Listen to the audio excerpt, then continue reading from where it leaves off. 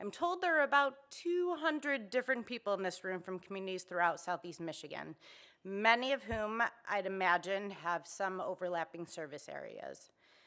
How many can look around and find 5 or 10 people in this room in your community or neighboring one that you're proactively collaborating with? I mean, sharing best practices, coordinating implementation of a services or a project. Are we leveraging their resources and the expertise to forward your own mission, to fill a gap, or more efficiently and effectively accomplish your goals in coordination with one another? If you can, that's awesome. Hold on to that. And please find me after so you can share your model and we can learn and coordinate together. Here's the thing. Everybody eats. Food and food systems are fundamental determinants of all things. Daily functioning, development, physical health, mental health, economic health, community health, environmental health, the list goes on. Food intersects and is cross-cutting, so shouldn't we be working across all sectors, all types of agencies and organizations to have a coordinated and collaborative approach to leverage assets and strengths of existing programs and expertise, identifying gaps and opportunities to fill, and together maximizing our resources and impact? So for example, today I was asked to speak about fresh prescription. I won't even get started on how crazy it is that traditionally our food system and our healthcare system are completely and totally disconnected. I'm not gonna go there. That aside, the healthcare sector today, day in and day out, sees a captive audience, one literally suffering from a wide variety of ailments, illnesses, diseases directly caused or exacerbated by diet, or that could be managed, significantly improved, or even prevented through dietary changes.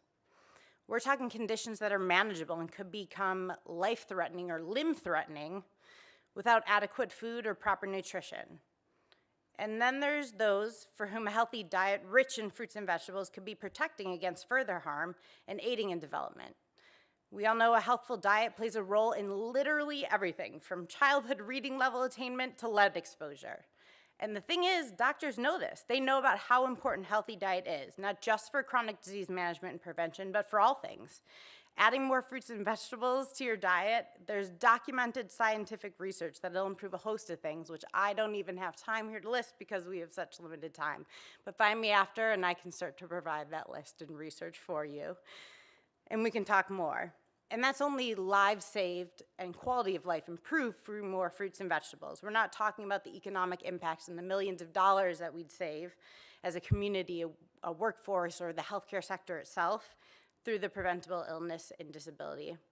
And yet, we have a healthcare system that has figured out processes and the importance of screening to identify risk behaviors and identifying high-risk patients and referring them to programs and resources to support healthy living and lifestyle changes that'll improve their quality of life.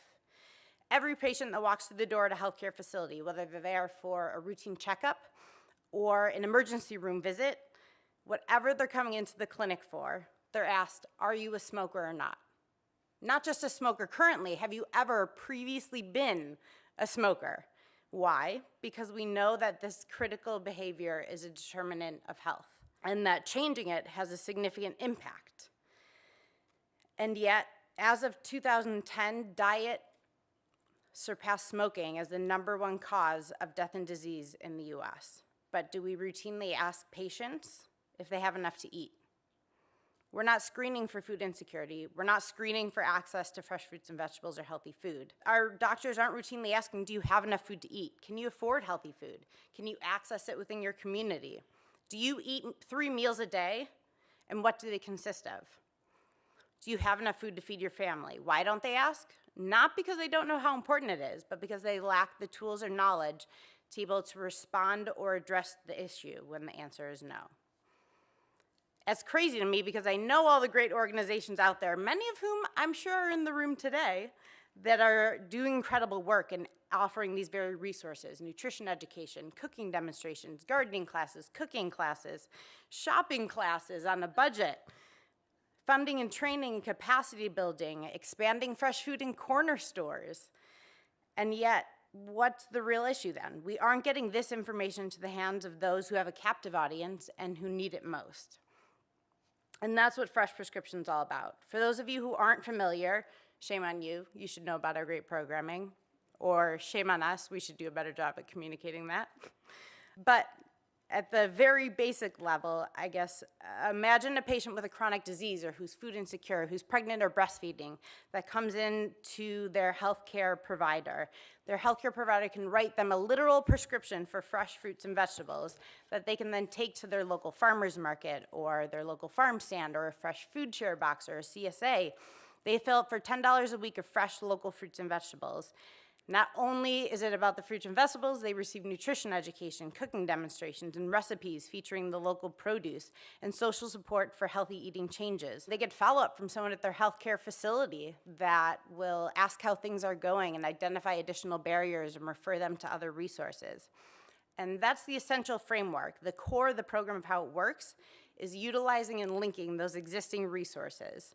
The program's essentially a bunch of partners already doing great work that are then coordinating and aligning and communicating with one another to bring these services and resources to those who need it most. The key to how it works: coordination or collaboration, adaptation, evaluation, and innovation. We started with a model, an evidence-based model based on a great one from Washtenaw County Public Health, which is one of the first in the nation of a fruit and vegetable prescription programs. We thought it was innovative. It was a great approach, bringing together people from across various sectors. Convened a number of stakeholders in Detroit to present the model, and it was an immediate success when the audience responded with what they could do to bring these resources and this programming and this model to their community. How did they adapt it to make it work in their neighborhood? I don't have time to go into all the details of what the different years looked like or how the program functioned.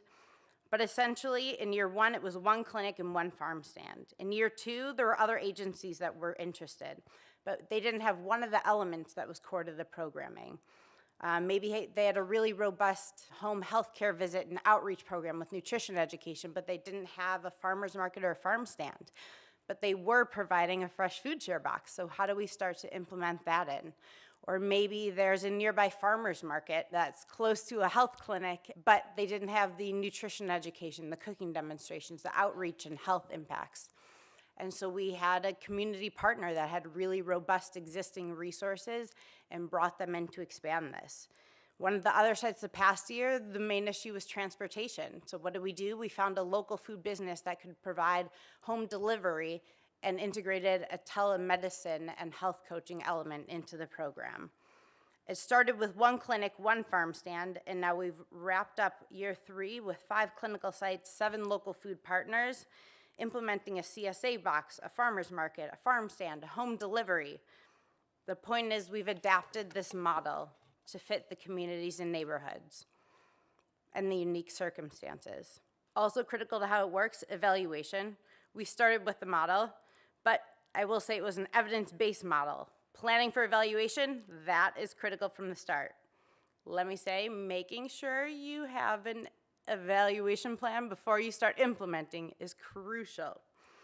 We won't even get into shared measurement, so we've begun discussions at local and national levels to align our metrics. That's a discussion for another time. The point is now is that you have to have a plan for evaluation to demonstrate proof of impact. I'm sure we're all familiar and know too well that grant funding doesn't last forever. So what's the long-term strategy for financial sustainability? What evidence do we need to collect? What impact do we need to demonstrate to make the case to support this programming? Year one, it was pretty minimal. Luckily, we could pull together enough to tell the story and know that it was a promising approach. But we make improvements each year. And I'll say this year, for the first time, we gathered biometric data, a small cohort of diabetic patients at one clinic. I won't even mention the healthy amount of skepticism about collecting biometric data and the additional burden or work that's involved in doing so. The number of people that didn't think we'd see anything come from those efforts. I won't mention this because I'm ecstatic to report that preliminary data showed significant improvements in A1C levels for this diabetic cohort patient. So much so that the doctor championing this work said if a pharmaceutical company showed results like this in a clinical trial for a new drug, they'd be making millions. And we did it with fruits and vegetables. We wouldn't be able to tell that story. We wouldn't be able to demonstrate that and show the impact and have a pathway to long-term sustainability if we hadn't planned for it from the beginning. So evaluation. And I ask each of you this: who aren't you collaborating with? Who isn't involved? Who haven't you talked to? Key to our model has been this collaboration. What have you heard today that's inspiring to you, that you think would work in your communities or leverage your existing assets and resources and take your work to the next level? And who would it take? Who should you talk to today to get the ball rolling? Because as you saw, briefly heard with our Fresh Prescription program, it all started with a presentation and follow-up. How can you adapt what's already out there and make the best use of what's in your community to take your impact to the next level? What impacts are you looking to make, and how are you succeeding? How will you succeed in knowing you've reached them? Evaluation. And what I'll leave you with is it starts and ends with innovation. As we all know, maybe too well, necessity is the mother of invention, or innovation, if you will. Each year, each site expansion, each day brings new challenges, but each challenge is an opportunity to reconfigure, to make new connections, and to bring more partners and strengthen collaborations. We've certainly made great strides, and we can always do more. I know I'm still pushing for the integration of fruit and vegetable and food insecurity screeners in our standardized clinical processes. But I realize, and too often enough, we don't take a step back and acknowledge how far we've come in a seemingly brief amount of time. In year one of the biggest challenges was getting providers on board with our programming. If you don't have providers that believe in the program, if they're not going to actively make referrals and enroll people in the program, then the program doesn't work. Our first year, the first clinic aimed to enroll 100 people and only had 25. As we wrap up year 3 evaluation, one of the top challenges that same clinic has to address this year, providers were complaining. They were disappointed because they all wanted to prescribe more fruits and vegetables to their patients, but with limited funding, there weren't enough prescriptions for fruits and vegetables to go around. That, my friends, is progress. That's progress we're celebrating. It's also a challenge, and one that I'm certainly excited to take on, but one that we can't all take on alone.